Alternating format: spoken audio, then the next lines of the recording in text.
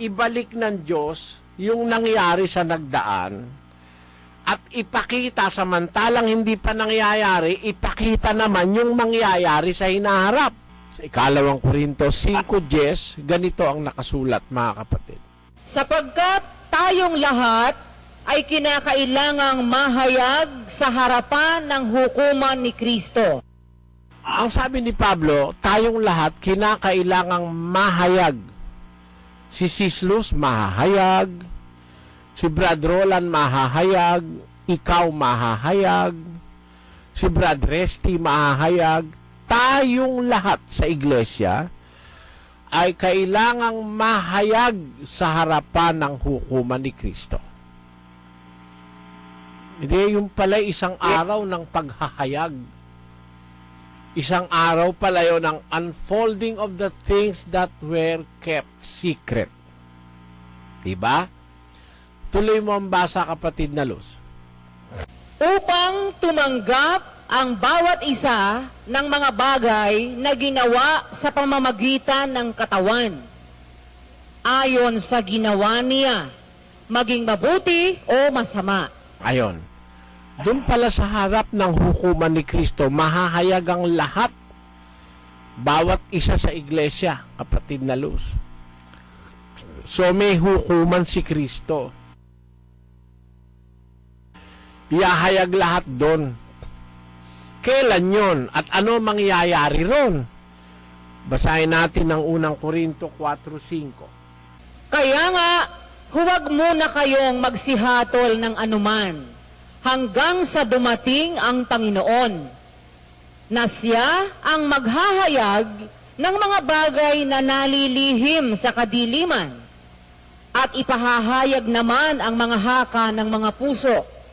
At kung magkagayon, ang bawat isa ay magkakaroon ng kapurihan sa Diyos. Hindi lang natin nare-realize, seldom that people realize, even Christians realize the content of this verse, na ang sabi ni San Pablo, huwag muna kayong magsihatol ng anuman hanggang sa dumating ang Panginoon. Alam mo kung minsan, mapaghatol tayo, pati mangangaral hinahatulan eh. Sabi nga ni Pablo, isang bagay na totoong maliit, kung uumpisahan mo yan sa 3, isang bagay totoong maliit na ako'y siyasatin ninyo ng pagsisiyasat ng tao. Ako hindi nagsisiyasat sa aking sarili, sapagkat wala akong nalalamang anumang laban sa aking sarili. Bagaman hindi dahil dito inaaring ganap ako, sapagkat ang nagsisiyasat sa akin ay ang Panginoon. Kaya nga, huwag muna kayong magsihatol ng anuman. Hinahatulan pati si Pablo kapatid na Luz Kaya sabi, huwag kayong humatol ng anuman. Para bang, kuminsan sa tao, merong race. Para tayong may habulan. Para man pag yung isa hindi siya mapupuri, pag hindi siya ma-appreciate, parang nag-aano ka na, naghahabol ka na, para mo gusto mo ma-appreciate ka, mapansin yung ginagawa mo, para man pag hindi ka na-appreciate, nahahapis ka, parang pag hindi ka napapansin ikaw parang baliwala, parang naghahabol ka ng karangalan. Alam mo, kung naintindihan lang natin itong sitas na ito, mabuti nga yung huwag kang ma-appreciate ngayon dahil dagdag pogi points yun pagdating ni Kristo, Sister Luz di ba? Opo. Sabi, huwag kayong humatol ng anuman, huwag tayong magpagalingan, huwag tayong magpataasan. Let us learn to keep silent in every aspect of our deeds and our works. Why? The Bible tells us in English, therefore judge nothing before the time until the Lord come, who both will bring to light the hidden things of darkness, and will make manifest the counsels of the hearts, and then shall every man have praise of God. Ang gusto lang ng tao, mapuri siya ng tao We sometimes very much are inclined to be praised by man, but that is something that is vain, that is something useless. Praises of man are not true praises. To have praise in God is the best. And preserve everything that you have done let it be done unnoticed, and let it be done unpraised by man, because there is a reserved praise in the judgment seat of the Lord Jesus Christ. So, it is not advisable for Christians to be always looking for praises for himself, or expecting people or other fellow Christians to praise him and to acknowledge his good deeds.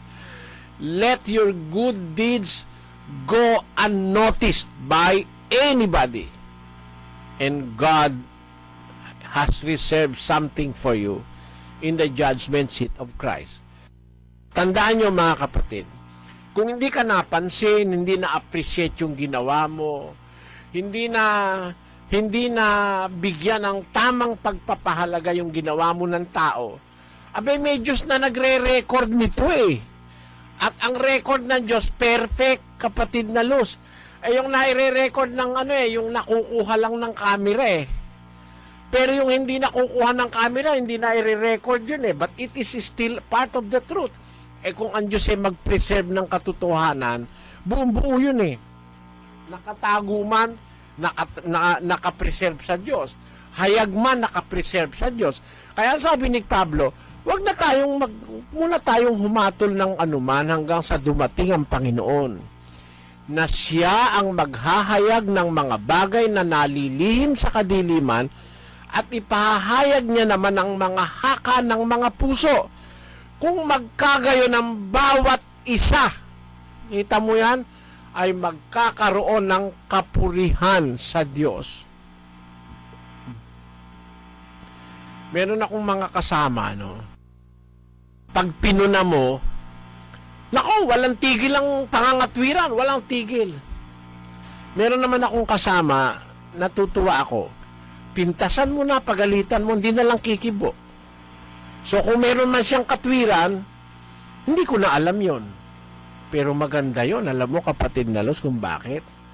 Si Kristo maghahayag nun pagdating ng araw ng paghuhukom, hindi ba? Di ba gano'n? Amen. Kaya yung sinasabing mahahayag sa araw ni Kristo, sa hukuman ni Kristo, kailangang mahayag tayong lahat. Aba, paano mahahayag yung kung walang record of the past, Sister Luz? Opo. Kaya mahahayag yun, completely preserve yung nakaraan. Tama po. Malalaman mo kung dumalo sa pasalamat yung kapatid. O tandaan mo ngayon, ay ang nasa monitor, may nakadilaw, may nakapink, Sister Luz. Yan, babalik sa alaala mo yan pag ipinakita ng Diyos sa araw ng paghuhukom.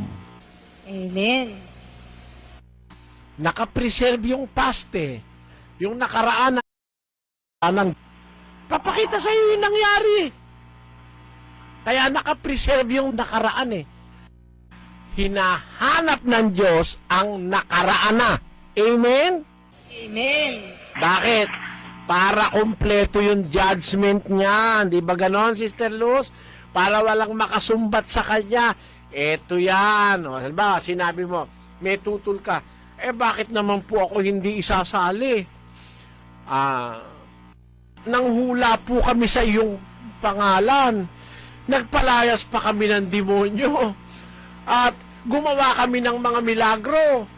Sabi ng mga pastor, kung magkagayon, tututol ko sa kanila. Hindi ko kayo kilala. Manggagawa ng katampalasanan. O ito, pinagagawa mo. Tingnan mo nga. O, biro mo, yung abulayan ng miyembro, pinansabong mo. O ito. Nandun ka sa sabungan nun. O ngayon, itapon ka sa impyerno. May reklamo ka, Sister Luz? Wala, may ebidensya po sa kanya eh. Ipakikita sa iyo ng Diyos yung mga bagay na pati yung itinago mo sa diliman, papakita sa iyo. Yan ang hirap sa hindi maliligtas Sister Luz Alam mo kung bakit? Bakit po? Lahat ng detalya ng katarantaduhan mo bibigay sa ipapakita sa iyo ng Diyos. Pero kung maliligtas ka, yung mga nagawa mong kasamaan, tatakpan na yon ng dugo ni Kristo. Hindi na makikita yon. Amen. Kaya kailangan i-preserve yung nakaraan kapatid na Luz Kailangang i-preserve yun. Mahalaga sa Diyos yun. Ang nangyari sa nagdaan, nangyari na. Ang mangyayari pa, nangyari na rin. Hinahanap uli ng Diyos ang nakaraan. Bakit? Kailangan niya yun sa paghatol. Ihahayag niya kung ano ang ginawa ng bawat isa, maging mabuti o maging masama. Pati yung hindi kay Kristo. Pati yung mga mabubuhay na pangalawang pagkabuhay na maguli. Basahin natin ang Apokalipsis sa isang talata ng 20 at versikulo 12. At nakita ko ang mga patay, malalaki at maliliit, na nangakatayo sa harapan ng luklukan. At nangabuksan ang mga aklat, at nabuksan ang ibang aklat na siyang aklat ng buhay. At ang mga patay ay hinatulan ayon sa mga bagay na nasusulat sa mga aklat, ayon sa kanilang mga gawa. Tignan mo ha, meron ka bang laptop, Sister Luz? Meron po. Ano tawag doon? Di ba notebook? Opo. Di ba talaga naman parang notebook yun? May mga pages yung laptop mo na ilalagay sa screen. Tama? Tama po. Kung ang tao nakagawa ng notebook na nakikita mismo yung ginagawa mo, kumikilos ka, kumakanta ka, hindi kaya makakagawa ang Diyos ng ganun ding aklat? Mas makakagawa po siya. Ayon. Kaya nung sinasabing mabuksan ng aklat, hahatulang kayo sa nakasulat sa aklat, abay hindi basta sulat yun na letra. Makikita mo kung ano yung pinaggagawa mo. Amen? Amen.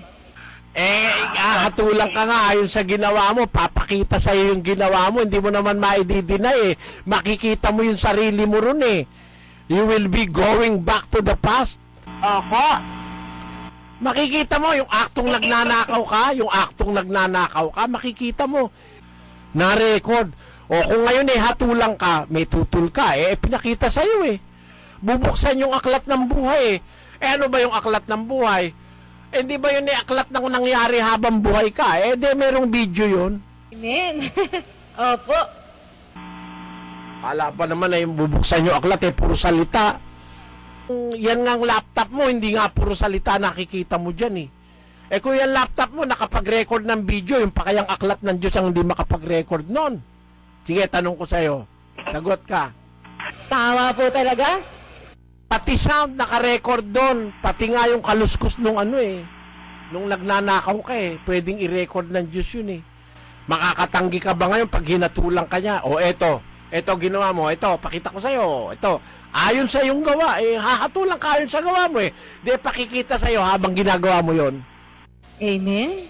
Kaya napakaswerte nung magiging kay Kristo Yung nagawa mong palpak kakalimutan na ng Diyos yun Burado na yun sa istorya